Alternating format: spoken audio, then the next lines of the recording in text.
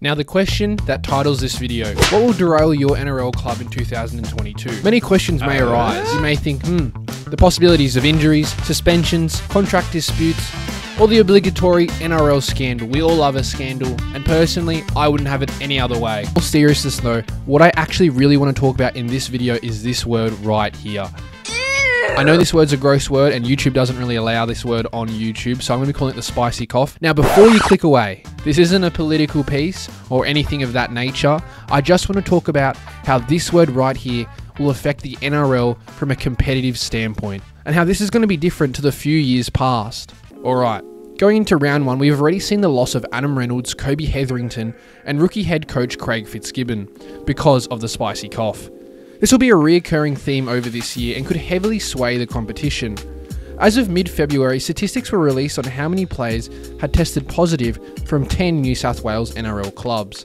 The contrast between clubs were honestly quite startling, with clubs like the Cronulla Sharks, Manly Seagulls and Penrith Panthers having infection rates all below 65%, whilst the Bulldogs, Knights, West Tigers, St George Illawarra Dragons and South Sydney Rabbitohs had infection rates all over 88%. The Sydney Roosters was the only club where the entire roster had been infected.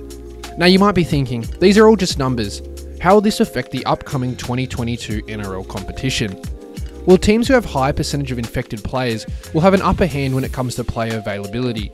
With it understood that reinfection can only occur past a 6-month period, the teams who have had already positive cases drastically decrease their chance of missing players throughout the year.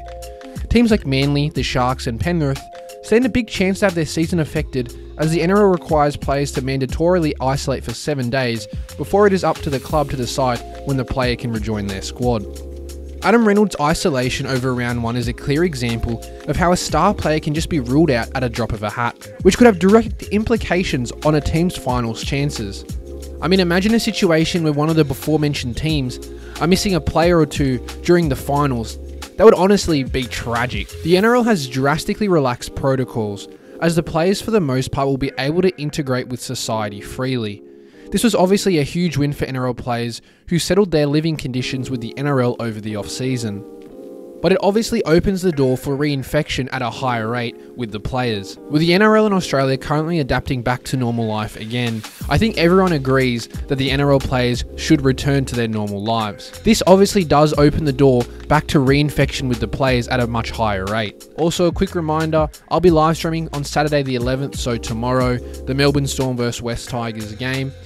The hour before, we're going to be doing a Q&A just to hang out, watch some YouTube videos together, look at the squads, and then I'll be live streaming my reactions obviously during the game. Hope to see you guys there. Here are a few examples of how other global sporting competitions have been affected by the pandemic and how this could correlate to the NRL.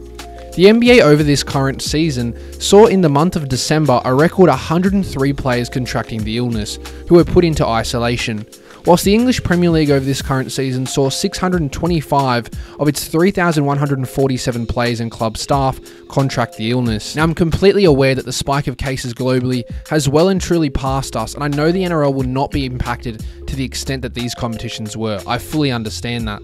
But the possibility that a player or two misses each round because of isolation is more than likely, and as the competition progresses into the back end of the regular season and during the finals period, this could be incredibly impactful on the season. This isolation situation also brings with it the opening of opportunities, which is honestly pretty exciting and the thing that I wanted to talk about. We have seen in both the EPL and the NBA the drastic rise in opportunities for reserve graders and youth prospects. The NBA is on track for a record number of reserve graders and free agent signings with 67 so far in a single year, whilst the Premier League saw a 50% increase in under-23 homegrown prospects playing in the EPL. With the pandemic basically eradicating the NRL's lower grades for the past 2 seasons, the pandemic may actually now be giving players an increased chance to feature in the top grade. This is an exciting prospect, as we'll be more likely to be exposed to some excellent young talent over this coming season. It will also create that element of surprise throughout the season. A simple walkover matchup between a heavyweight side and a bottom dweller becomes an evenly poised game after the heavyweight side loses a star. The reason I made this video is I feel that this could have a huge bearing on the competitiveness of the NRL week to week, and it's being understated. Like honestly, forget your NRL predictions. Forget the month you spend making your NRL fantasy lineup. Just throw it all out the window. It's in vain, as this competition shapes up to be unpredictable and probably one of its kind. Now, I know this is a bit of a shorter video, but I just wanted to get it out before the season really started, because I can see just a season that's going to be incredibly unpredictable, and a lot of things are going to be changing week to week, and it's really going to affect the competitiveness of the NRL, and I'm honestly kind of excited to see what happens. So that concludes this video today. I hope you enjoyed having a look at this upcoming NRL season and what may happen.